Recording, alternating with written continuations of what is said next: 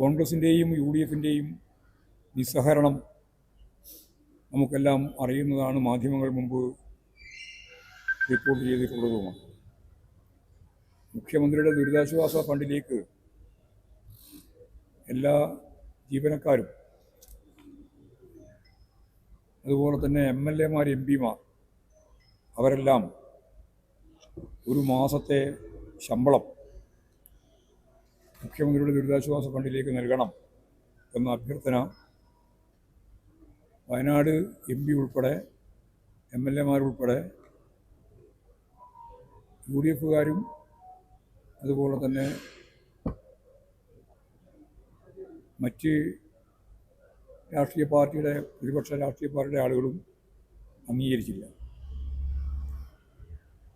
മുഖ്യമന്ത്രിയുടെ ദുരിതാശ്വാസ ഫണ്ടിലേക്ക് പണം നൽകരുത് എന്നും ഗവൺമെൻറ്റിൻ്റെ ഉത്തരവ് ഗവൺമെൻറ് ജീവനക്കാർ പിച്ച് ചീന്തി തീയിടുന്ന നില വരെ അന്നുണ്ടായി. ഒരു നയാ പൈസയും കേരളത്തിലെ ഇടതുപക്ഷ ജനാധിപത്യ മുന്നണി ഗവൺമെൻറ്റിന് ചെലവഴിക്കാൻ വേണ്ടി ദുരിതാശ്വാസ നിധിയിലേക്ക് കൊടുക്കരുത് എന്നായിരുന്നു അവരുടെ നിലപാട്. അപ്പോഴാണ് അവർ പറഞ്ഞത്, ഞങ്ങൾ സ്വന്തം തന്നെ ഫണ്ട് പിരിക്കും. അങ്ങനെ കോൺഗ്രസ്സുകാരും യൂത്ത് കോൺഗ്രസ്സുകാരും ആപ്പുണ്ടാക്കി ഫണ്ട് പിരിക്കാൻ തുടങ്ങി.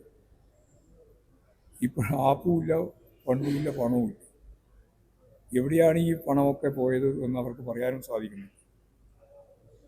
അവർ പറഞ്ഞു, ഞങ്ങൾ 100 വീട് കോൺഗ്രസിൻ്റെത്, 100 വീട് രാഹുൽ ഗാന്ധിയുടേത്, 30 വീട് യൂത്ത് കോൺഗ്രസിൻ്റെ, ഇങ്ങനെ 230 വീട്.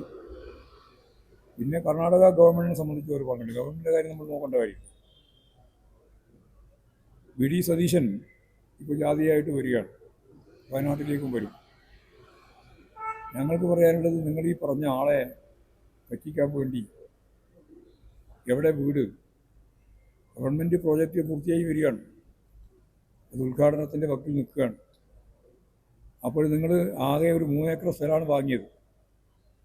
അതിൻ്റെ റോഡും മറ്റു കാര്യങ്ങളെല്ലാം പൂർത്തിയാകുമ്പോഴേക്ക് സ്വാഭാവികമായിട്ടും കാലം മുന്നോട്ടേക്ക് പോകും. ഒന്നും പണിയും തുടങ്ങിയിട്ടില്ല. ഇപ്പോൾ കാട് വയക്കിയതിൻ്റെ അപ്പുറത്തൊന്നും ചെയ്തിട്ടില്ല. അതാണിപ്പോൾ നമ്മുടെ മുമ്പിലുള്ള സ്ഥിതി.